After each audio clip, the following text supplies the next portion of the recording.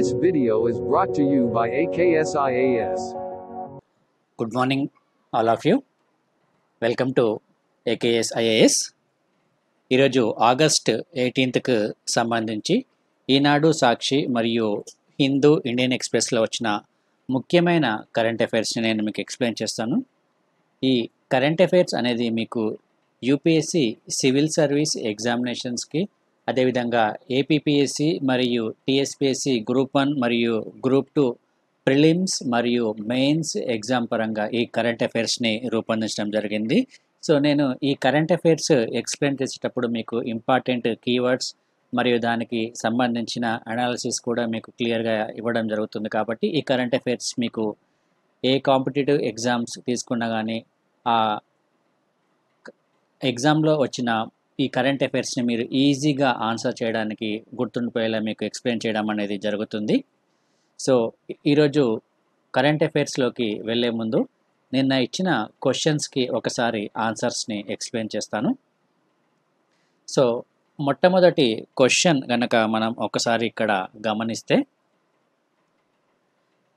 ఈ క్రింది వాటిని పరిశీలించండి అని ఇక్కడ 3 స్టేట్మెంట్స్ ఇవ్వడం జరిగింది. ఈ స్టేట్మెంట్స్ కనుక ఒకసారి మనం చూసుకుంటే, ఫస్ట్ స్టేట్మెంట్, శ్రీలంక ప్రధానిగా మహేంద్ర రాజపక్ష ప్రమాణ స్వీకారం చేశారు. మొదటి స్టేట్మెంట్.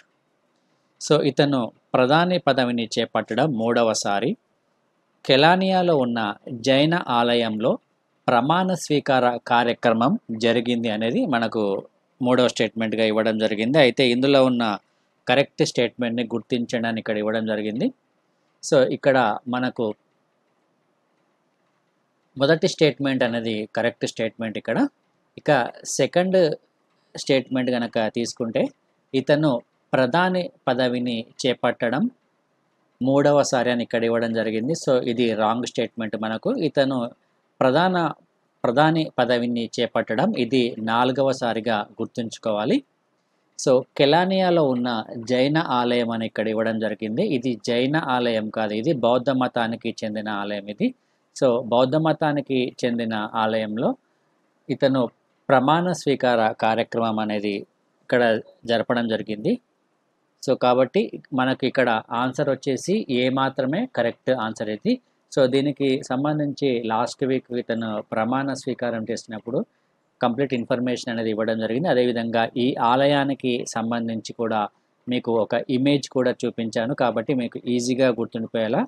సో ఇది ఎక్కడ ఉందంటే కొలంబో శివారు ప్రాంతాల్లో ఈ బౌద్ధ మత ఆలయం అనేది ఉంటుంది. సో ఇది ఖచ్చితంగా గుర్తుంచుకోవాలి మీరు. ఇక నెక్స్ట్ క్వశ్చన్కి వెళ్దాం. కనెక్టింగ్, కమ్యూనికేటింగ్, చేజింగ్ పేరుతో ఇటీవల విడుదల చేసిన పుస్తకం ఎవరి పదవీ కాలానికి సంబంధించింది అని ఇక్కడ 4 ఆప్షన్స్ ఇవ్వడం జరిగింది. సో ఇటీవల ఈ పుస్తకాన్ని విడుదల చేయడం జరిగింది. సో ఇది ఎవరి పదవీ కాలానికంటే, భారత ఉపరాష్ట్రపతి వెంకయ్య నాయుడు పదవీ కాలానికి సంబంధించి ఈ పుస్తకాన్ని విడుదల చేయడం అనేది జరిగింది. సో ఇతని 3 సంవత్సరాల పదవీ కాలానికి సంబంధించి సో అతను చేసిన విదేశీ పర్యటనలు మరియు అతని యొక్క ప్రసంగాలతో కూడిన పుస్తకం ఇది. కనెక్టింగ్, కమ్యూనికేటింగ్, చేజింగ్ అనే పుస్తకము. సో ఇది గుర్తుంచుకోవాలి మీరు ప్రిలిమ్స్ పాయింట్ ఆఫ్ వ్యూలో. ఇక థర్డ్ క్వశ్చన్ ఒకసారి చూద్దాం. ఈ క్రింది వాటిని పరిశీలించండి. 1947లో ఇజ్రాయిల్ అవతరణకు వ్యతిరేకంగా భారతదేశం ఐక్యరాజ్య సమితిలో ఓటు వేసింది. ఇది మొదటి స్టేట్మెంట్. సో పివి నరసింహారావు ప్రధానమంత్రిగా ఉన్న సమయంలో ఇజ్రాయెల్తో పూర్తి స్థాయి దౌత్య సంబంధాలను నెలకొల్పారు. ఇది సెకండ్ స్టేట్మెంట్. ఇక 3వ స్టేట్మెంట్ కనుక తీసుకుంటే, ఇజ్రాయిల్ పర్యటన చేసిన మొట్టమొదటి ప్రధానమంత్రి పివి నరసింహారావు. సో ఇందులో సరైన వాటిని గుర్తించండి ఇక్కడ ఇవ్వడం జరిగింది. సో మనకి ఇక్కడ తీసుకుంటే 1947వ సంవత్సరంలో ఇజ్రాయిల్ అవతరణకు వ్యతిరేకంగా భారతదేశము ఐక్యరాజ్య సమితిలో ఓటు వేయడం జరిగింది. ఇది కరెక్ట్ స్టేట్మెంట్ ఇది. సో పివి నరసింహారావు ప్రధానమంత్రిగా ఉన్న సమయంలో ఇజ్రాయెల్తో పూర్తి స్థాయి దౌత్య సంబంధాలను నెలకొల్పడం జరిగింది. సో అప్పుడు పివి నరసింహారావు ఆర్థిక సంస్కరణలు తీసుకువచ్చిన తర్వాత భారతదేశము మరియు ఇజ్రాయిల్ మధ్య ద్వైపాక్షిక సంబంధాలు అనేవి పూర్తి స్థాయిగా కొనసాగాయని మనం చెప్పవచ్చును. సో అంటే అప్పటి వరకు ఇజ్రాయెల్తో భారతదేశానికి మధ్య సంబంధాలు ఉన్నప్పటికీ సో ఇతను ప్రధాన మంత్రిగా పదవీ కాలంలో ఉన్నప్పుడు ఇజ్రాయెల్తో మరింత స్నేహ సంబంధాలను నెలకొల్పడం జరిగింది. సో కాబట్టి ఇది చాలా ఇంపార్టెంట్, గుర్తుంచుకోవాలి. సో నెక్స్ట్ వచ్చేసి ఇజ్రాయిల్ పర్యటన చేసిన మొట్టమొదటి ప్రధానమంత్రి పివి నరసింహారావు అని ఇక్కడ ఇవ్వడం జరిగింది. సో ఇజ్రాయిల్లో పర్యటన చేసిన మొట్టమొదటి ప్రధానమంత్రి పివి నరసింహారావు కాదు. సో 2017 సంవత్సరంలో ఇజ్రాయిల్లో భారత ప్రధానమంత్రి నరేంద్ర మోడీ పర్యటించడం జరిగింది. సో ఇప్పటి వరకు భారతదేశం నుంచి ఏ ప్రధానమంత్రి ఇజ్రాయిల్లో పర్యటన చేయలేదు. సో మొట్టమొదటి ప్రధానమంత్రి వచ్చేసి నరేంద్ర మోడీ ఇజ్రాయిల్లో పర్యటించడం అనేది జరిగింది. కాబట్టి మనకు ఇది రాంగ్ స్టేట్మెంట్గా మనం చెప్పుకోవచ్చును. సో మనకు ఇక్కడ ఆన్సర్ వచ్చేసి ఏ మరియు బి మాత్రమే కరెక్ట్ ఆన్సర్.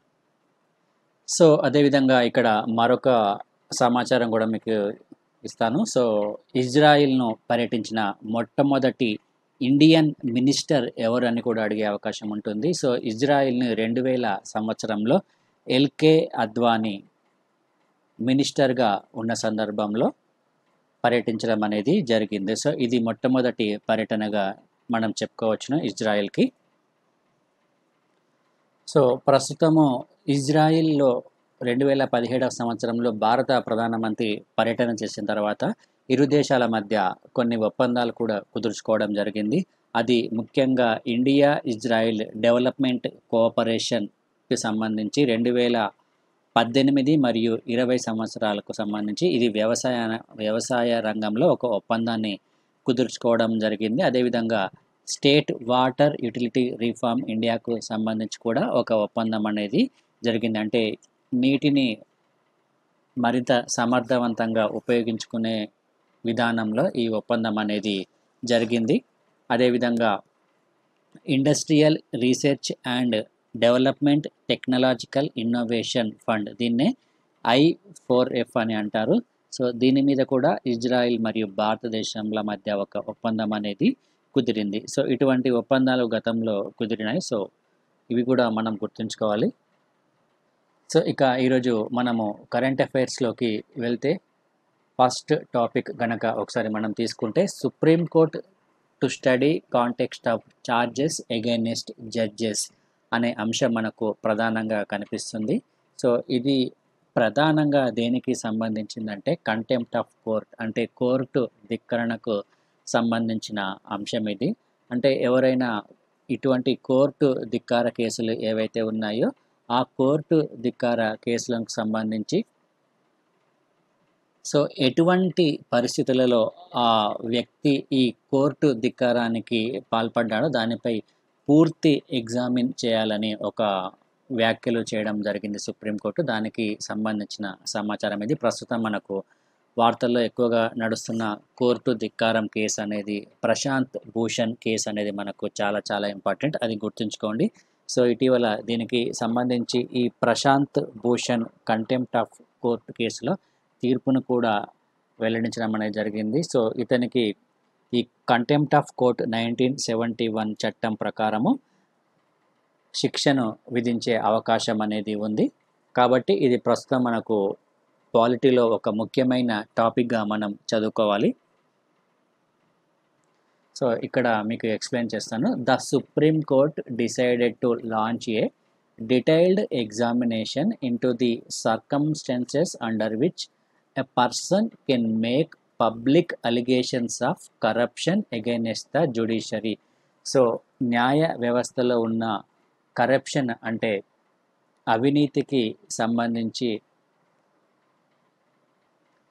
ఆరోపణలకు ఏవైతే ఉన్నాయో ఆ ఆరోపణలకు సంబంధించి ఒక డీటెయిల్డ్ ఎగ్జామినేషన్ జరగాలని, సో ఆ వ్యక్తి ఎటువంటి పరిస్థితులలో ఆ ఆరోపణలను చేశాడో అనే అంశాలపై ఒక నిశ్చితమైన పరీక్షలు జరపాలని సుప్రీంకోర్టు నిర్ణయం తీసుకోవడం అనేది జరిగింది. సో దీనికి సంబంధించి త్రిసభ్య ధర్మాసనము జస్టిస్ అరుణ్ మిశ్రా, అదేవిధంగా అరుణ్ మిశ్రాతో కూడిన ఒక త్రిసభ్య ధర్మాసనం సో ఇటువంటి నిర్ణయాన్ని తీసుకోవడం జరిగింది. Also decided to hear arguments on laying down procedure to be adopted if such statement of corruption are made in public against sitting as well as retired judges. ప్రస్తుతం ఉన్న సిట్టింగ్ జడ్జెస్ మరియు retired అయిన జడ్జెస్కి సంబంధించి ఈ అవినీతి ఆరోపణలకు సంబంధించిన కేసులకు సంబంధించి ఒక విధానాన్ని రూపొందించాలని కూడా నిర్ణయం తీసుకోవడం అనేది జరిగింది. సో ఇది మనము గుర్తుంచుకోవాలి. సో దీనికి సంబంధించి ఈ ప్రశాంత్ భూషణ్ కేసు కూడా మనకు చాలా చాలా ఇంపార్టెంట్.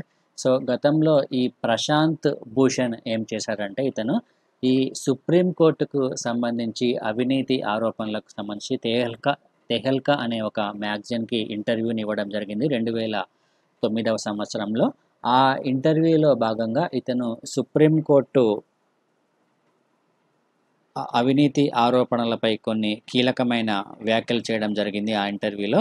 సో ఆ ఇంటర్వ్యూని ఆధారంగా తీసుకొని ఎటువంటి పరిస్థితుల్లో అటువంటి వ్యాఖ్యలు చేశాడు, అదేవిధంగా ఈ సుప్రీంకోర్టుకు సంబంధించి అవినీతి ఆరోపణలను పబ్లిక్గా ఎందుకు చెప్పాడు అనే విషయాలపై ఇప్పుడు పరీక్ష చేయనుంది. దీనికి సంబంధించి ఈ ప్రశాంత్ భూషణ్ కేసుకు సంబంధించి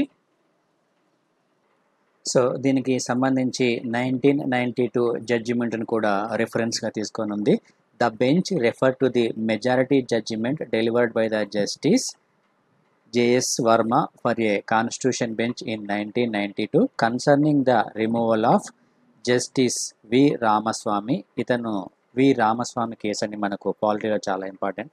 సో ఇతనికి సంబంధించి గతంలో కొన్ని ఆరోపణలు ఎదురై 1992లో ఇతను సుప్రీంకోర్టు జడ్జిగా పనిచేస్తున్న సమయంలో సో ప్రస్తుతం ఆ కేసును దీనికి రిఫరెన్స్గా తీసుకున్నారు.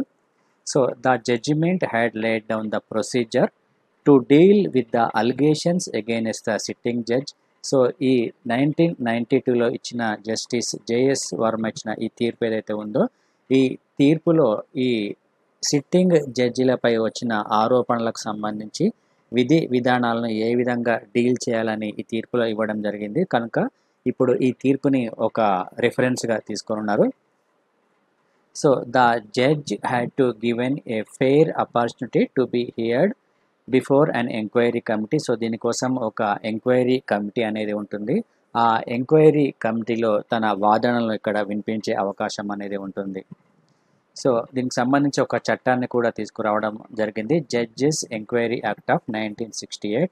సో ఈ జడ్జికి సంబంధించి ఎంక్వైరీ చట్టాన్ని కూడా 1968వ సంవత్సరంలో తీసుకురావడం అనేది జరిగింది. సో ఇది మనకి ఇక్కడ ఈ కేసు అనేది చాలా ఇంపార్టెంట్, ఇది గుర్తుంచుకోండి.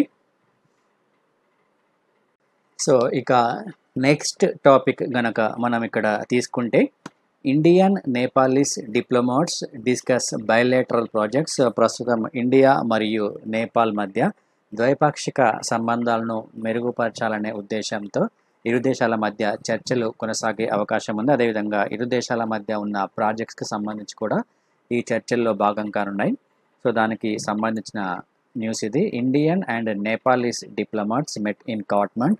సో ఇండియా మరియు నేపాల్కి చెందిన విదేశాంగ కార్యదర్శులు ఎవరైతే ఉన్నారో సో వారు కాఠ్మండులో సమావేశం అవ్వడం జరిగింది. ప్రస్తుతము ఇరు దేశాల మధ్య కొనసాగుతున్న ఇష్యూస్తో పాటు వివిధ ప్రాజెక్టులకు సంబంధించి కూడా ఈ చర్చల్లో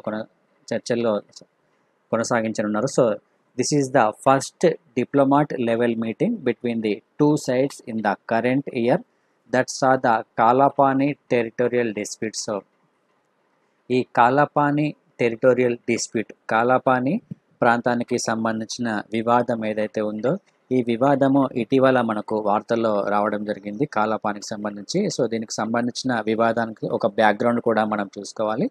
సో రీసెంట్గా నేపాల్ ప్రభుత్వం ఏం చేసిందంటే ఈ కాలాపానికి చెందిన భూభాగం ఏదైతే ఉందో ఆ భూభాగాన్ని తన నేపాల్ యొక్క పొలిటికల్ మ్యాప్లో భాగంగా చూపించుకొని సో దానికి సంబంధించిన సవరణలు చేస్తూ పార్లమెంటులో బిల్లును కూడా ప్రవేశపెట్టడం జరిగింది. అంటే ఈ కాలపాని భూభాగం అనేది తమ నేపాల్ దేశానికి చెందిన భూభాగం అని ఒక వివాదాన్ని కూడా రేపడం జరిగింది నేపాల్. సో దీనికి చైనా కూడా మద్దతునివ్వడం జరిగింది నేపాల్కి. సో ఇటువంటి సందర్భంలో ఈ చర్చలు అనేవి కొనసాగుతున్నాయి. So the talks marked 8th meeting of Nepal-India Oversight Mechanism.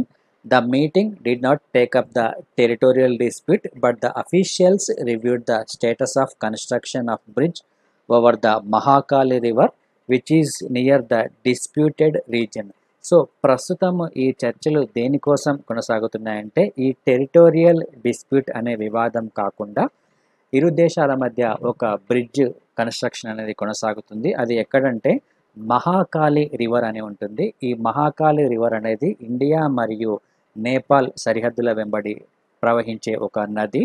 ఈ మహాకాళి రివర్కి సంబంధించి ఒక బ్రిడ్జ్ నిర్మాణం అనేది కొనసాగుతుంది. సో దానికి సంబంధించి ఈ చర్చలు చేయనున్నారు. సో ఇప్పుడు ఇంతకుముందు కాలాపాని ఏ విధంగా వివాదాస్పదమైందో ఇప్పుడు ఈ మహాకాళి రివర్ కూడా ఇరు దేశాల మధ్య ఒక డిస్ప్యూటెడ్ రీజియన్గా మిగిలిపోనుందంటే ఒక వివాదాస్పదమైన ప్రాంతంగా ఈ మహాకాళి రివర్ అనేది ఉంది. సో దీనికి సంబంధించి ఈ మహాకాళి రివర్కి సమాచారం కూడా మీరు ఒకసారి చూసుకోవాలి జాగ్రఫీ పాయింట్ ఆఫ్ వ్యూలో. So both sides underline the need for expeditious implementation of the bilateral projects. In this connection, they agreed to undertake necessary measures to timely address problems and obstacles in the course of implementation. So దీనికి సంబంధించి ఇరు దేశాల మధ్య ఈ bilateral projects ఏవైతే ఉన్నాయో so వాటిని అమలు చేసే విధానంలో భాగంగా ఇరు దేశాల మధ్య ఉన్న సమస్యలను మరియు అవరోధాలను తొలగించుకొని ముందుకు వెళ్ళాల్సిన అవసరం అనేది ఉంది. So discussed cross border railways. So ఇరు దేశాల మధ్య రైల్వే రవాణాకు సంబంధించి సో ఇరు దేశాల సరిహద్దులకు సంబంధించి అక్కడ ప్రయాణించే రైల్వేలు ఏవైతే ఉన్నాయో వాటికి సంబంధించిన ఇష్యూస్ ఏవైతే ఉన్నాయో అవి, అదేవిధంగా అరుణ్ 3 హైడ్రో పవర్ ప్రాజెక్ట్కి సంబంధించి పంచేశ్వర్ మల్టీపర్పస్ ప్రాజెక్ట్, అదేవిధంగా construction of the Nepal police academy and Ramayana projects among other items. So ఇప్పుడు ప్రస్తుతం ఈ ఇరు దేశాల మధ్య ప్రధానంగా జరిగే చర్చలు వీటి మీదనే. సో ఫస్ట్ వచ్చేసి క్రాస్ బార్డర్ రైల్వేస్. సో ఇరు దేశాల మధ్య రైల్వే రవాణాకు సంబంధించిన అంశము, అదేవిధంగా Arun 3 hydro power project. So ఈ ప్రాజెక్ట్కు సంబంధించిన సమాచారం కూడా ఒకసారి మీరు చూసుకోవాలి. సో ఈ అరుణ్ 3 హైడ్రో పవర్ ప్రాజెక్ట్ ఏదైతే ఉందో సో దానిని సట్లెజ్ జల విద్యుత్ నిగమ్ లిమిటెడ్ నిర్మించనుంది. సో ఇది 900 మెగావాట్ల విద్యుత్ ప్రాజెక్టుగా మనం చెప్పుకోవచ్చును. సో దీని కెపాసిటీ వచ్చేసి 900 మెగావాట్లు. ఇది ఎక్కడ ఉందంటే located in eastern Nepal. So ఇది ఈస్టర్న్ నేపాల్లో ఉంది. సో ఈ ప్రాజెక్టుకు సంబంధించి సహాయ సహకారాలను భారత ప్రభుత్వం అందిస్తుంది. సో నెక్స్ట్ వచ్చేసి పంచేశ్వర్ మల్టీపర్పస్ ప్రాజెక్ట్స్. సో ఈ పంచేశ్వర్ మల్టీపర్పస్ ప్రాజెక్ట్స్కి మన భారతదేశము దాదాపు 1500 కోట్ల సహాయాన్ని నేపాల్కు ఇవ్వనుంది. సో ఇది ముఖ్యంగా ఈ మహాకాళి రివర్ ఏదైతే ఉందో ఈ మహాకాళి రివర్ మీద ఈ పంచేశ్వరి మల్టీపర్పస్ ప్రాజెక్ట్ను నిర్మించనున్నారు. సో ఈ విధంగా నెక్స్ట్ వచ్చేసి construction of the Nepal police academy, అదేవిధంగా రామాయణ ప్రాజెక్ట్స్ ఏవైతే ఉన్నాయో ఈ రామాయణ ప్రాజెక్ట్స్ ఇవన్నీ ఇరు దేశాల మధ్య కొనసాగుతున్న ప్రస్తుత ప్రాజెక్టులు. సో ఇటువంటి అవరోధాలు ఏవి రాకుండా ఈ ప్రాజెక్ట్స్ను అనుకున్న టైంకి పూర్తి చేయాల్సిన అవసరం అనేది ఉంది కాబట్టి సో ఇరు దేశాల మధ్య ఈ చర్చలు అనేవి కొనసాగుతున్నాయి. సో ఇక్కడ ఈ డిస్ప్యూటెడ్ ఏరియాకి సంబంధించి మీరు మ్యాప్ పాయింట్ ఆఫ్ వ్యూలో చూసుకుంటే ఇక్కడ కాలాపాని అనేది ఒక ప్రధానమైన ప్లేస్గా మనకి ఇక్కడ కనిపిస్తుంది. సో ఇటీవల ఈ కాలాపానికి సంబంధించి దీనిని తన భూభాగంలో చూపిస్తున్నట్లు మ్యాప్ను కూడా రూపొందించడం జరిగింది నేపాల్ ప్రభుత్వము. అదేవిధంగా ఇక్కడ మనకు చూసుకుంటే ఇక్కడ కాళీ రివర్, దీన్నే మహాకాళి రివర్ అని అంటారు. ఈ కాళీ రివర్ అనేది ఇక్కడి నుంచి ఈ విధంగా ప్రవహిస్తుంది నేపాల్ భూభాగంలోకి. సో ఇప్పుడు ఈ కాళీ రివర్కి సంబంధించి వివాదం అనేది కొనసాగుతుంది. సో దీనికి సంబంధించి మనం ఒకసారి బ్యాక్గ్రౌండ్ కనుక ఒకసారి తీసుకుంటే దీనికి సంబంధించి సుగాలి ఒప్పందం అనేది కూడా మనం ఒకసారి చూసుకోవాలి. ఈ సుగాలి ఒప్పందానికి సంబంధించి కూడా ఈ సుగాలి ఒప్పందం అనేది గతంలో 1816వ సంవత్సరంలో జరిగిన ఒప్పందం ఇది. సో ఈ సుగాలి ఒప్పందం ప్రకారము లిపులేక్, కాలాపాని, లింపియాదురా అనే ప్రాంతాలు ఏవైతే ఉన్నాయో ఈ ప్రాంతాలు నేపాల్ భూభాగంలో ఉంటాయని ఇటీవల కొత్త మ్యాప్ను చూపెట్టడం జరిగింది. సో ఇదే మ్యాప్ జాతీయ చిహ్నంలో కూడా ఉంటుందని నేపాల్ ప్రభుత్వము ప్రకటించడం అనేది జరిగింది. సో 1816లో ఆంగ్లో నేపాల్ సుగాలి ఒప్పందం ప్రకారము ఈ మహాకాళి నది మొదలయ్యే ప్రాంతం ఈ లింపియాదురా అనే నేపాల్ పదే అంటుందంటే ఈ మహాకాళి అనేది ఎక్కడ జన్మించింది అంటే ఈ లింపియాదురా అనే ప్రాంతంలో జన్మించిందని నేపాల్ వాదిస్తుంది. కానీ మన భారతదేశం మాత్రము ఈ కాళి అనే నది మన భారతదేశంలో జన్మించింది అని భారతదేశం వాదిస్తుంది. సో కనుక ఇరు దేశాల మధ్య ఈ మహాకాళి నది అనేది వివాదాస్పదంగా మారింది గత కొంతకాలం నుండి. సో దీనికి సంబంధించిన బ్యాక్గ్రౌండ్ అనేది ఈ సుగాలి ఒప్పందం ఒకసారి మీరు చూసుకోవాలి. సో ఈ సుగాలి ఒప్పందం ఏ దేశాల మధ్య అంటే అది కూడా చూసుకోవాలి. అదేవిధంగా ఇక్కడ ఉన్న డిస్ప్యూటెడ్ ఏరియా ఏదైతే ఉందో ఆ ఏరియా పరంగా ఈ మ్యాపింగ్ పాయింట్ ఆఫ్ అనేది మీకు చాలా ఇంపార్టెంట్, గుర్తుంచుకోండి. సో ఇక్కడ మనకు మ్యాపింగ్లో చూసుకుంటే లిపు లేక్ పాస్ అనేది మనకి ఇక్కడ కనిపిస్తుంది. సో ఇది చైనా బార్డర్ అనేది ఇక్కడ ఉంటుంది మనకు. సో ఇక్కడ కాళీ రివర్, ఇక్కడ కాలాపాని, ఈ మ్యాపింగ్ పాయింట్ ఒకసారి చూసుకోండి మీరు. సో ఇక నెక్స్ట్ ఈనాడు హిందూలో వచ్చిన ఈరోజు ముఖ్యమైన ఎడిటోరియల్లో భాగంగా ఒకసారి మనం ఇక్కడ తీసుకుంటే జస్ట్ ఇది ఓవరాల్గా చూసుకోండి. ఇందులో మనకు అంత ఇంపార్టెన్స్ ఏం లేదు. సో ప్రస్తుతం ఈ కరోనా వైరస్ కేసెస్ క్రమక్రమంగా పెరుగుతున్నాయి మన భారతదేశంలో. అనుకున్న దానికంటే కేసెస్ అనేవి ఎక్కువగా నమోదవుతున్న నేపథ్యంలో దాదాపుగా రోజుకి 50,000 నుంచి 60,000 కేసులు అనేది నమోదవుతున్నాయి. సో దీనిని మరింతగా పగడ్బందీగా నిర్మూలించాలంటే మన భారతదేశంలో మరింత స్ప్రెడ్ అవ్వకుండా దీన్ని కంట్రోల్ చేయాలంటే సో ప్రస్తుతం ఉన్న టెస్టులతో పాటు ఒక బెటర్ టెస్ట్ అనేది మన భారతదేశంలో ఇంప్లిమెంట్ చేయాల్సిన అవసరం ఉంది అనేది ఈ ఎడిటోరియల్ యొక్క ప్రధానమైన సారాంశంగా మనం చెప్పుకోవచ్చును. సో ఇటీవల రీసెంట్గా నిన్న మీకు వార్తల్లో చెప్పడం జరిగింది కరెంట్ అఫైర్స్లో, అమెరికాలో ఉన్న యాలే యూనివర్సిటీ ఏదైతే ఉందో యాలే యూనివర్సిటీ సలైవా టెస్ట్లకు సంబంధించి కొన్ని పరిశోధనలు చేయడం జరిగింది. సలైవా టెస్ట్ అంటే లాలాజలం టెస్ట్లు. సో ఈ లాలాజలం టెస్ట్ల ద్వారా ఈ కరోనా వైరస్ను మరింత త్వరగా కనుక్కునే అవకాశం ఉన్న నేపథ్యంలో అక్కడ యుఎస్ ప్రభుత్వము దానికి ఆమోదం తెలిపింది. సో ప్రస్తుతం మన భారతదేశం కూడా ఆ టెస్ట్లను మన దేశంలో అమలు చేయాల్సిందిగా ఇక్కడ ఈ ఆర్టికల్ అనేది ప్రధానమైన ఉద్దేశం. ఎందుకంటే మన భారతదేశంలో సో గత కొంతకాలంగా అంటే లాస్ట్ ఒక 1 month నుంచి తీసుకుంటే దాదాపుగా రోజుకి 50,000 కేసులు అనేవి పెరుగుతున్నాయి. సో ఈ 50,000 కేసులకు సంబంధించి రోజుకు జరిగే టెస్ట్ల సంఖ్య అనేది చాలా తక్కువగా ఉంది మన జనాభాతో కంపేర్ చేసుకుంటే. దాదాపు 130 కోట్ల జనాభా ఉన్న మన భారతదేశంలో ఇప్పటి వరకు మనకు ఓవరాల్గా జరిగిన టెస్టులు ఒకసారి తీసుకుంటే కేవలం 3 కోట్ల మందికి మాత్రమే టెస్టులు కండక్ట్ చేయడం అనేది జరిగింది. ప్రస్తుతం మనం ఉపయోగిస్తున్న ఈ ర్యాపిడ్ టెస్ట్కి సంబంధించి ఈ ర్యాపిడ్ కిట్లకు సంబంధించి టెస్టులు అనేవి ఎక్కువగా చేయడం అనేది జరుగుతుంది. సో దీనికి ఎక్కువ సమయము పడుతున్నందువలన సో ఈ విధంగా ఫాస్ట్గా ఈ టెస్ట్కి సంబంధించిన రిజల్ట్ వచ్చే విధానం ఏదైతే ఉందో ఈ లాలాజలం టెస్టు, సో దీనిని మన దేశంలో ఇంప్లిమెంట్ చేయాల్సిన అవసరం అనేది ఉంది. ఎందుకంటే సో వైరస్ అనేది ఈ టెస్టులు సంఖ్య పెరుగుతున్న కొద్దీ టెస్ట్ల రిజల్ట్ వచ్చే వరకు చాలా ఎక్కువ సమయం పడుతున్న నేపథ్యంలో ఈ వైరస్ అనేది మరింతగా స్ప్రెడ్ అయ్యే అవకాశం అనేది ఉంటుంది.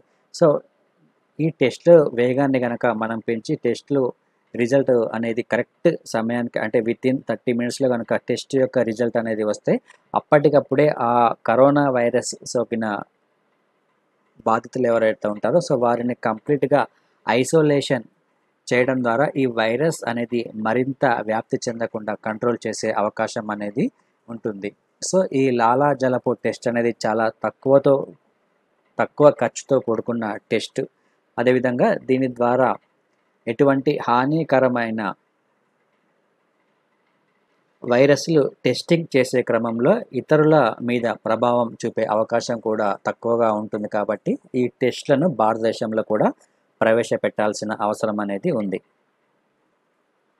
సో ఇక నెక్స్ట్ టాపిక్ గనక మనం తీసుకుంటే సరకు రవాణాకు ప్రత్యేకమైన కారిడార్లు అని మనకు ఇక్కడ ప్రధానంగా కనిపిస్తుంది. సో మన దేశంలో ఉన్న తూర్పు మరియు పశ్చిమ పారిశ్రామిక ప్రాంతాలను ఒడిస్సా, ఆంధ్రప్రదేశ్లోని పోర్టుల ద్వారా దక్షిణ భారతదేశంతో అనుసంధానం చేస్తూ 4000 కిలోమీటర్ల సరకు రవాణా కారిడార్ను రైల్వే నిర్మించనుంది. సో దీనికి సంబంధించి సో ఇది ముఖ్యంగా దేనికంటే దక్షిణ భారతదేశాన్ని ఉత్తర భారతదేశాన్ని కలిపే విధంగా ఈ అనుసంధాన ప్రక్రియ అనేది కొనసాగుతుంది రైల్వే వ్యవస్థకు సంబంధించి. సో దీని ద్వారా సరుకులను మరింత త్వరగా రవాణా చేసే అవకాశం అనేది ఉంటుంది. సో ఈ రైల్వే శాఖ చేపట్టిన మౌలిక రంగ వసతుల ప్రాజెక్టులలో భాగంగా ఈ సరకు రవాణా కారిడార్ను కూడా భవిష్యత్తులో ఏర్పాటు చేయనుంది. సో ఇందులో మొట్టమొదటిది వచ్చేసి ఈస్ట్ కోస్ట్ కారిడార్. ఇది పశ్చిమ బెంగాల్లోని ఖరగ్పూర్ నుంచి ఆంధ్రప్రదేశ్లోని విజయవాడకు దాదాపుగా 1115 కిలోమీటర్లుగా ఉంటుంది ఈ ఈస్ట్ కోస్ట్ కారిడార్ అనేది. సో ఇక్కడ మీరు గుర్తుంచుకోవాల్సింది ఈ ఈస్ట్ కోస్ట్ కారిడార్ అనేది ఎక్కడి నుంచి ఎక్కడి వరకు అనేది గుర్తుంచుకోవాలి. సో పశ్చిమ బెంగాల్లోని ఖరగ్పూర్ నుంచి ఆంధ్రప్రదేశ్లోని విజయవాడకు. సో దీని యొక్క లెంత్ వచ్చేసి 1115 కిలోమీటర్లుగా ఉంటుంది. 1673 కిలోమీటర్ల ఈస్ట్ వెస్ట్ కారిడార్. ఇది భుసావల్, నాగపూర్, ఖరగ్పూర్, కోల్కతా వద్ద దీన్ని నిర్మించడం అనేది జరుగుతుంది. సో ఇక్కడ ఈ నేమ్స్ అనేది మీకు చాలా కొత్తగా ఉంటాయి, గుర్తుంచుకోండి, ఎందుకంటే ఇవి వేరే స్టేట్స్కి సంబంధించిన నేమ్స్. ఆ నేమ్స్ వచ్చేసి ఈస్ట్ వెస్ట్ కారిడార్కి సంబంధించి భుసావల్, నాగ్పూర్, ఖరగ్పూర్, కోల్కతా వద్ద ఉన్న దంకుని అనే ప్లేస్ వరకు వీటిని నిర్మించడం అనేది జరుగుతుంది east west corridor. So next వచ్చేసి 195 కిలోమీటర్ల కారిడారు. ఇది రజ్కార్స్వాన్, కాళీపహారి, పశ్చిమ బెంగాల్లోని అందాల్ వరకు ఈ కారిడార్ అనేది ఉంటుంది. 195 కిలోమీటర్ల కారిడార్ ఇది. సో నెక్స్ట్ వచ్చేసి 975 కిలోమీటర్ల నార్త్ సౌత్ సబ్ కారిడార్ ఇది. సో ఇది విజయవాడ, నాగపూర్, ఇటార్సీలను కలుపుతూ నిర్మించనున్నారు. ఇది నార్త్ సౌత్కి సంబంధించి. సో మనకు దీనికి సంబంధించి మ్యాచ్ ద ఫాలోయింగ్ టైప్లో క్వశ్చన్స్ అడిగే అవకాశం ఉంటుంది. సో ఏ కారిడార్ ఎక్కడి నుంచి అనే క్వశ్చన్ అడిగే అవకాశం అనేది ఉంటుంది. సో దీనికి సంబంధించి మొత్తం 4000 కిలోమీటర్ల సరకు రవాణా కారిడార్ అని మీరు గుర్తుంచుకోండి. సో దీనికి సంబంధించి dedicated freight corridor corporation of India ఏదైతే ఉందో ఇది ఈ కారిడార్ల నిర్మాణానికి సంబంధించి సర్వేను చేయనుంది మొత్తం దేశవ్యాప్తంగా. సో ఈ కారిడార్ల ద్వారా ఒడిశాలో ఉన్న పారదీప్, డంబ్రా, గోపాల్పూర్ పోర్టులు, అదేవిధంగా ఆంధ్రప్రదేశ్లో ఉన్న విశాఖపట్నం, గంగవరం, కాకినాడ, కృష్ణపట్నం, ఈ మచిలీపట్నం పోర్టులతో అనుసంధానం చేయనున్నారు. సో ఈ పోర్టుల నేమ్స్ అనేవి గుర్తుంచుకోవాలి. ఒడిశాలో ఉన్న పోర్టులు ఏమంటే పారాదీప్, డంబ్రా అండ్ గోపాల్పూర్. సో ఇవి ఒడిశా రాష్ట్రంలో ఉన్న పోర్టులు. ఆంధ్రప్రదేశ్లో ఉన్న పోర్టుల గురించి మనం తీసుకుంటే విశాఖపట్నం, గంగవరం పోర్ట్, కాకినాడ, కృష్ణపట్నం, మచిలీపట్నం ఈ 5 పోర్టులతో అనుసంధానం చేయనున్నారు. సో ఇది చాలా చాలా ఇంపార్టెంట్, గుర్తుంచుకోండి రవాణా వ్యవస్థకు సంబంధించి. సో నెక్స్ట్ టాపిక్ వచ్చేసి ఇది మనకు prelims point of view important. ప్రముఖ సంగీత విద్వాంసుడు, ప్రముఖ గాయకుడు పండిత్ బస్రాజ్ మరణించడం అనేది జరిగింది. సో ఇతను ఇటీవల న్యూజెర్సీలో మరణించాడు. సో ఇతనికి సంబంధించి గతంలో కేంద్ర ప్రభుత్వము పద్మశ్రీ, పద్మవిభూషణ్ మరియు పద్మభూషణ్ అవార్డులతో ఇతన్ని సత్కరించడం అనేది జరిగింది. సో ఇతను ప్రముఖ విద్వాంసుడు. సో జస్ట్ ఇది ఫిలిమ్స్ పాయింట్ ఆఫ్ వ్యూలో గుర్తుంచుకోండి, పండిత్ బస్రాజ్. సో ఇతనికి ఉన్న అవార్డ్స్ అనేది చాలా ఇంపార్టెంట్. పద్మశ్రీ, పద్మభూషణ్ మరియు పద్మవిభూషణ్ అనే అవార్డులను కేంద్ర ప్రభుత్వం ఇతనికి ఇవ్వడం జరిగింది గతంలో. కాబట్టి ఇది గుర్తుంచుకోండి. ఇక నెక్స్ట్ కనుక తీసుకుంటే ఇది ఆంధ్రప్రదేశ్ రాష్ట్రానికి సంబంధించి ప్రతి గడపకు ప్రభుత్వ సేవలని. సో ఆంధ్రప్రదేశ్ సచివాలయాల్లో డిజిటల్ పేమెంట్ సేవలను ఆంధ్రప్రదేశ్ రాష్ట్ర ముఖ్యమంత్రి ప్రారంభించడం అనేది జరిగింది. సో దీని యొక్క ప్రధానమైన ఉద్దేశం ఏంటంటే రాష్ట్రంలో ఉన్న ప్రతి కుటుంబానికి ప్రభుత్వ సేవలు మరియు ప్రభుత్వ పరిపాలనను తీసుకువెళ్లాలనే ఉద్దేశంతో ఈ డిజిటల్ పేమెంట్ సేవలను ప్రారంభించడం అనేది జరిగింది. సో ఆల్రెడీ మనకు ఆంధ్రప్రదేశ్ రాష్ట్రంలో గ్రామీణ వాలంటరీ వ్యవస్థ అనేది ఉంది.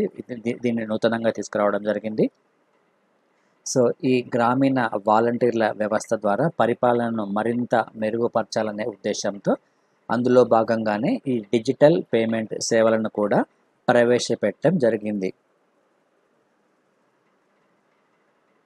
సో దాదాపు 15,004 గ్రామ మరియు వార్డు సచివాలయాల్లో ఈ యూనిఫైడ్ పేమెంట్ ఇంటర్ఫేస్ సేవలను అందుబాటులోకి తీసుకురన్నారు. ఈ పేరు గుర్తుంచుకోండి, యూనిఫైడ్ పేమెంట్ ఇంటర్ఫేస్ సేవలు. సో ఇది మనకు just prelims point of view important, గుర్తుంచుకోండి.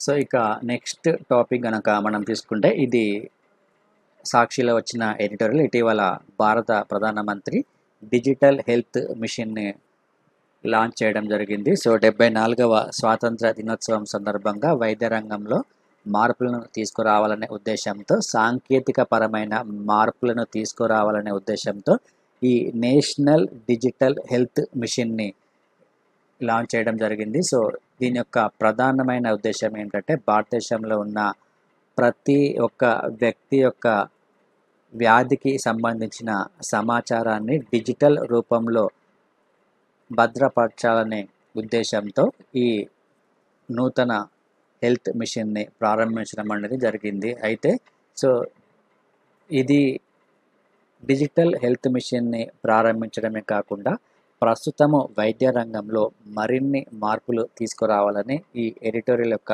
ప్రధానమైన ఉద్దేశం ఇక్కడ. సో మనకు ఈ భారతీయ వైద్య రంగానికి సంబంధించి సో బడ్జెట్లో కేవలం ఆరోగ్య రంగంపై జీడిపిలో 1% మాత్రమే ఖర్చు చేయడం అనేది జరుగుతుంది. సో 2017వ సంవత్సరంలో విడుదల చేసిన ఆరోగ్య విధానం ఏదైతే ఉందో దీని ప్రకారము మన భారతదేశ జీడిపిలో కేవలం 2.5% ఆరోగ్య రంగంపై వెచ్చించాలని చెప్పడం జరుగుతుంది. సో ప్రస్తుతం ఇది 1% మాత్రంగానే ఉంది. సో ఇది కూడా సరిగ్గా అమలు అవని క్రమంలో సో దీనిని మరింతగా అమలు చేసే విధంగా భారత ప్రభుత్వం చర్యలు తీసుకోవాల్సిన అవసరం అనేది ఉంది. సో కేంద్ర ప్రభుత్వంతో పాటు రాష్ట్ర ప్రభుత్వాలు కూడా తమ యొక్క వార్షిక బడ్జెట్ ఏదైతే ఉందో ఈ వార్షిక బడ్జెట్లో ఆరోగ్య రంగానికి మరింతగా ప్రాధాన్యతను ఇవ్వాల్సిన అవసరం అనేది ఉంది. సో భారతదేశ వ్యాప్తంగా ప్రాథమిక హెల్త్ సెంటర్స్ ఏవైతే ఉన్నాయో primary health care centres, so ఈ ప్రైమరీ హెల్త్ కేర్ సెంటర్స్ ప్రతి ఒక్క గ్రామంలో ఉండేలా ఏర్పాటు చేయాల్సిన అవసరం అనేది ఉంది. సో దీనికి సంబంధించి ఈ ప్రైమరీ హెల్త్ కేర్ సెంటర్స్ని ఏర్పాటు చేయడంతో పాటు ఈ వైద్య సిబ్బంది, నర్సెస్, డాక్టర్స్ సో వాటిని మన భారతదేశ జనాభాకు అనుగుణంగా ఈ వైద్యుల సంఖ్యను కూడా మరింతగా పెంచాల్సిన అవసరం అనేది ఉంది. ప్రస్తుతం మన దేశంలో ప్రతి 10,000 జనాభాకు ఎంతమంది వైద్యులు ఉన్నారనే కూడా అంశాన్ని ఇటీవల ఒక నివేదిక విడుదల చేయడం అనేది జరిగింది. సో ప్రతి 10,000 జనాభాకు కనీసం 10 మంది వైద్యులు ఉండాలని ప్రపంచ ఆరోగ్య సంస్థ ఒక ప్రమాణాన్ని నిర్వచించడం అనేది జరిగింది. సో ప్రస్తుతం కేంద్ర ఆరోగ్య శాఖ ఆధ్వర్యంలో ఉన్న central bureau of health intelligence విడుదల చేసిన ఒక నివేదిక ప్రకారము సో మన దేశంలో ఆ సంఖ్య కేవలం 7.7గానే ఉంది. అంటే ప్రతి 10 మందికి 7.7 వైద్యులు మాత్రమే ఉన్నారు. అదేవిధంగా తలసరి వ్యయానికి సంబంధించి ఒక పౌరుడి మీద మనం రూ. 1657 మాత్రమే ఖర్చు చేయడం అనేది జరుగుతుంది ఈ వైద్య రంగానికి సంబంధించి. సో దీనిని కనీసం రెట్టింపు చేయాల్సిన అవసరం అనేది ఉంది. సో అదేవిధంగా ఈ వైద్య రంగంలో వచ్చేసి ప్రధానమైన సమస్య అనేది డాక్టర్ల కొరతగా మనం చెప్పవచ్చును. సో దీనిని అధిగమించడానికి భారత ప్రభుత్వం మరిన్ని వైద్య కళాశాలను ఏర్పాటు చేయాల్సిన అవసరం అనేది ఉంది. సో ఇది వైద్య రంగంలో తీసుకోవాల్సిన ప్రధానమైన మార్పులకు సంబంధించిన ఎడిటోరియల్ ఇది. ఇక నెక్స్ట్ టాపిక్ గనక తీసుకుంటే, సో ఈనాడులో ఒక ప్రధానమైన వార్త అనేది ఇవ్వడం జరిగింది. సో ప్రస్తుతము జమ్మూ అండ్ కాశ్మీర్కి సంబంధించి 4G కేసులకు సంబంధించి కేసు అనేది సుప్రీంకోర్టులో నడుస్తుంది. సో దానికి సంబంధించి ఇంటర్నెట్ సేవలను నిలిపివేయడంలో ప్రాథమిక హక్కులను ఉల్లంఘించినట్లుగా సుప్రీంకోర్టు భావించడం అనేది జరిగింది. సో దీనికి సంబంధించి ఇటీవల తీర్పును కూడా వెల్లడిస్తూ కేంద్ర ప్రభుత్వానికి సూచనలు చేయడం జరిగింది. సో అందులో భాగంగానే కేంద్ర ప్రభుత్వం ఇటీవల జమ్మూ అండ్ కాశ్మీర్లో ప్రయోగాత్మకంగా 2 జిల్లాల్లో ఈ 4G సేవలను పునరుద్ధరించడం అనేది జరిగింది. సో దానికి సంబంధించిన వార్త ఇది. So during the novel corona virus pandemic a large part of the realm of the freedom protected by the constitution. So భారత రాజ్యాంగము ప్రసాదించిన ప్రాథమిక హక్కులు ఏవైతే ఉన్నాయో ఆ హక్కులకు సంబంధించి ప్రస్తుతము ఈ కరోనా వైరస్ వ్యాపిస్తున్న నేపథ్యంలో ఈ హక్కులను మరింత సమర్థవంతంగా అమలు చేయాలని సుప్రీంకోర్టు భావించడం జరిగింది. సో దీని యొక్క ప్రధానమైన ఉద్దేశం ఇక్కడ గనక మనం తీసుకుంటే, ప్రస్తుతం కరోనా వైరస్ నేపథ్యంలో చాలా ఆర్గనైజేషన్స్ అనేవి మూతపడ్డాయి. ఎక్కువగా ఆన్లైన్ అనేది చాలా ఎక్కువగా జరుగుతుంది. ఆన్లైన్ వ్యాపారం కానీ, ఆన్లైన్ ఎడ్యుకేషన్ కానీ, హెల్త్ కేర్ సిస్టంలో కూడా టెలిమెడిసిన్, ఆన్లైన్ సేవలు వంటి అనేక సేవలు అనేవి కొనసాగుతున్న నేపథ్యంలో, ఇటువంటి పరిస్థితుల నేపథ్యంలో ఈ ఇంటర్నెట్ సేవలను నిలిపివేయడం వలన సామాన్య ప్రజానికానికి నష్టం వాటిల్లే అవకాశం ఉందని సుప్రీంకోర్టు భావించడం జరిగింది. సో అందులో భాగంగానే ఈ జమ్మూ అండ్ కాశ్మీర్లో ఈ 4G సేవలను నిలిపివేయడంతో అక్కడ సామాన్య ప్రజానికానికి మరింతగా కీడు జరిగే అవకాశం ఉంది. సో వారు ఇటువంటి సదుపాయాలను పొందలేకపోయే అవకాశం ఉందని సుప్రీంకోర్టు వ్యాఖ్యానించింది. సో ఇది ఫండమెంటల్ రైట్స్ని ఉల్లంఘించడమే అని సుప్రీంకోర్టు భావించడం అనేది జరిగింది. కాబట్టి ఇది మనం గుర్తుంచుకోవాలి. సో దీనికి సంబంధించి ఇటీవల తీర్పును వెల్లడించడం జరిగింది. Central government has agreed to restore internet in 2 districts on a trial base. So while this is a welcome step, the fundamental rights of the people of Jammu and Kashmir will truly only have meaning if Supreme Court maintains this stance approach and assesses proportionality of the state's restrictions. So అంటే ఈ ప్రాథమిక హక్కులకు సంబంధించి రాజ్యం ఎటువంటి పరిమితులను విధించకూడదని, అటువంటి సందర్భంలో సుప్రీంకోర్టు యొక్క చొరవ అనేది ప్రశంసనీయమని మనము గమనించాలి ఇక్కడ. సో అంటే ఈ ఫండమెంటల్ రైట్స్ విధించే క్రమంలో ఆ ఎగ్జిక్యూటివ్ పవర్స్ ఏదైతే ఉన్నాయో ఆ ఎగ్జిక్యూటివ్ పవర్స్ అనేది ఈ సుప్రీంకోర్టు ఇచ్చే తీర్పులను కూడా దృష్టిలో పెట్టుకోవాలి. కేవలం ఎగ్జిక్యూటివ్ తమ యొక్క సాటిస్ఫాక్షన్కు అనుగుణంగా కేంద్రం చెప్పింది అనే భావనతో ఈ ఫండమెంటల్ రైట్స్ని రెస్ట్రిక్ట్ చేయడం అనేది సమంజసం కాదు అని సుప్రీంకోర్టు తెలపడం అనేది జరిగింది. దానికి సంబంధించి ఇక్కడ మరొక ఇన్ఫర్మేషన్ ఇవ్వడం జరిగింది. So the special rapporteur on freedom of opinion and expression of the United Nations and the representatives of other regional organizations in joint declaration have pointed out that neither the slowing nor the shutting down of the internet is justifiable even national security grounds. అంటే జాతీయ భద్రతా పరమైన కారణాలతో ఇటువంటి internet సేవలను restrict చేయడము లేదా shut down చేయడం అనేది న్యాయ సమ్మతం కాదు అని యునైటెడ్ నేషన్స్ అదేవిధంగా ఇతర ఆర్గనైజేషన్స్ ఏవైతే ఉన్నాయో ఆ ఆర్గనైజేషన్స్ గతంలో ఒక అభిప్రాయాన్ని కూడా వ్యక్తం చేయడం అనేది జరిగింది.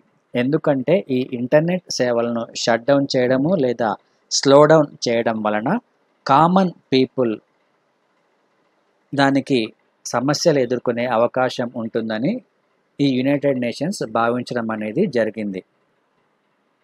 సో ప్రస్తుతము ఈ జమ్మూ అండ్ కాశ్మీర్లో 2019వ సంవత్సరంలో ఈ 4G సేవలను నిలిపివేయడం అనేది జరిగింది. సో దానికి సంబంధించి ప్రస్తుతం కేసు అనేది కొనసాగుతుంది. సో ఇటువంటి రెస్ట్రిక్షన్స్ అనేది ఇక్కడ జమ్మూ అండ్ కాశ్మీర్లో విధించడం వలన అక్కడ ఆర్థిక పరంగా కూడా చాలా నష్టం జరిగిందని చెప్పుకోవచ్చును.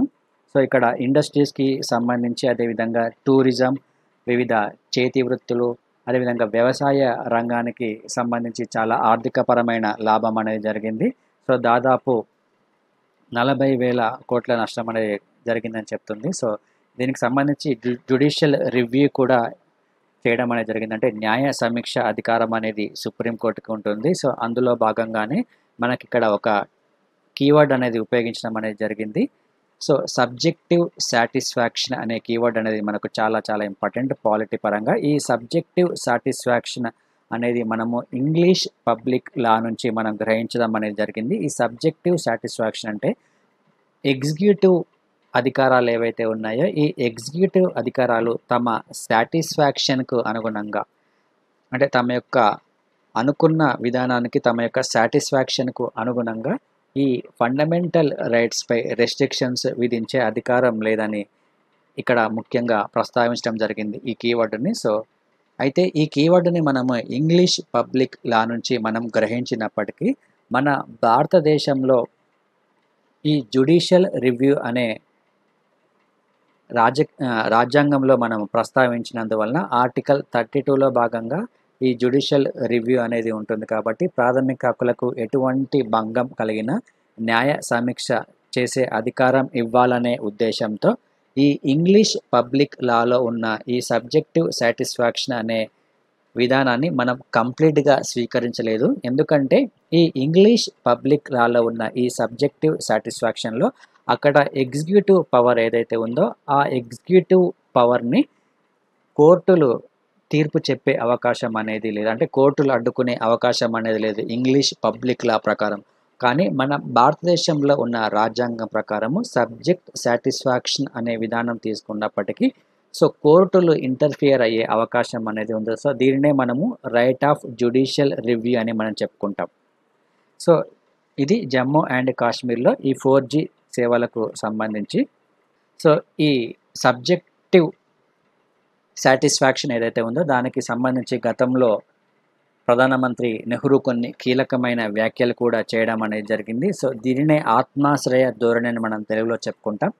సో పాలనా వ్యవస్థ ఉన్నది ఏదో ఒకటి సాధించడానికే కానీ ఆత్మాశ్రయ ధోరణులతో సంతృప్తి పొందుతూ నిబంధనలు విధి విధానాల గిరి గీసుకొని ఏకస్తంభం మేడల్లా కొనసాగడానికి కానే కాదు.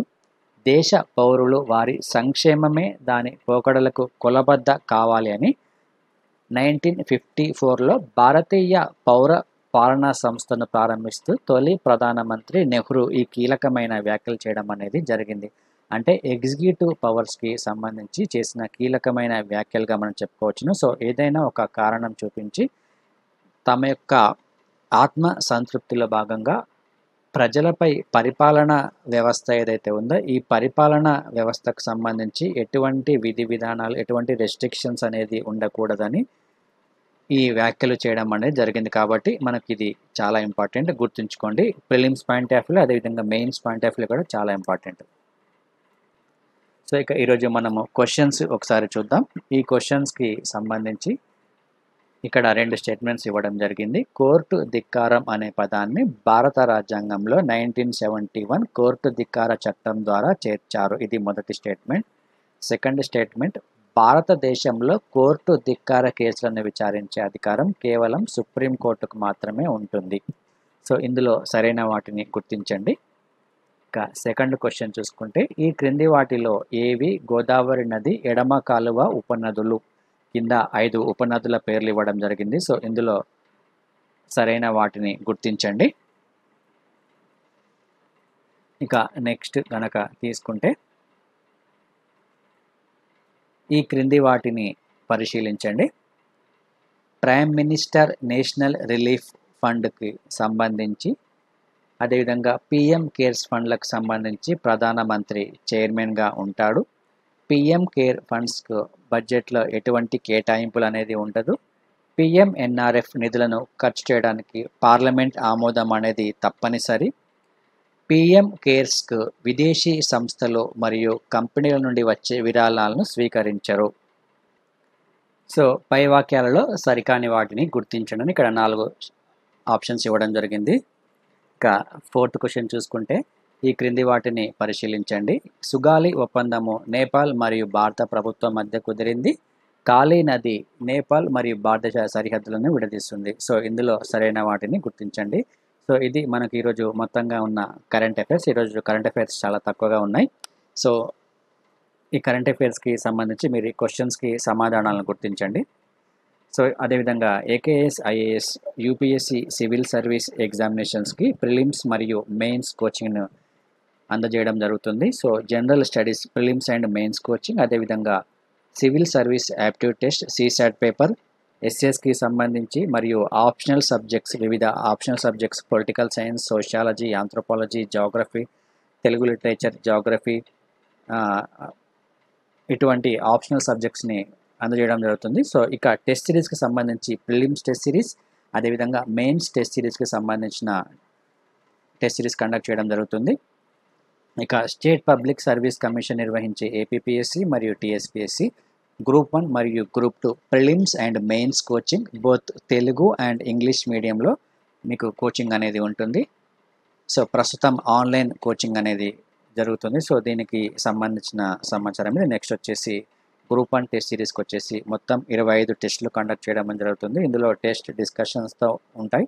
టెస్ట్ డిస్కషన్స్ వీడియోస్తో పాటు మొత్తం 25 టెస్టులు అనేది మీకు ప్రొవైడ్ చేస్తున్నాం ఏపీపీఎస్సి గ్రూప్ 1 టెస్ట్ సిరీస్లో భాగంగా.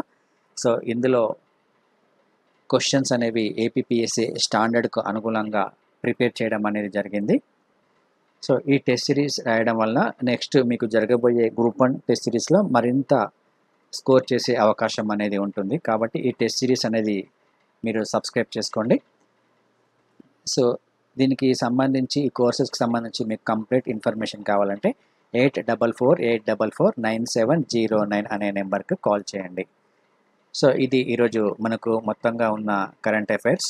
సో ఈ వీడియోస్ కనుక మీకు డైలీ అప్డేట్ కావాలంటే ఏకేఎస్ ఐఏఎస్ యూట్యూబ్ ఛానల్ని సబ్స్క్రైబ్ చేసుకోండి. దాంతోపాటు గూగుల్ ప్లేస్టోర్ నుంచి ఏకేఎస్ ఐఏఎస్ ఎడ్యునేషన్ అనే యాప్ ఉంటుంది. ఆ యాప్ను మీరు డౌన్లోడ్ చేసుకుంటే ఏకేఎస్ ఐఏఎస్ అందించే కోర్సెస్, టెస్ట్ సిరీస్ మరియు మెటీరియల్ అన్నీ మీకు అవైలబుల్గా ఉంటాయి. కాబట్టి ఆ యాప్ను ఇమీడియట్గా డౌన్లోడ్ చేసుకోండి.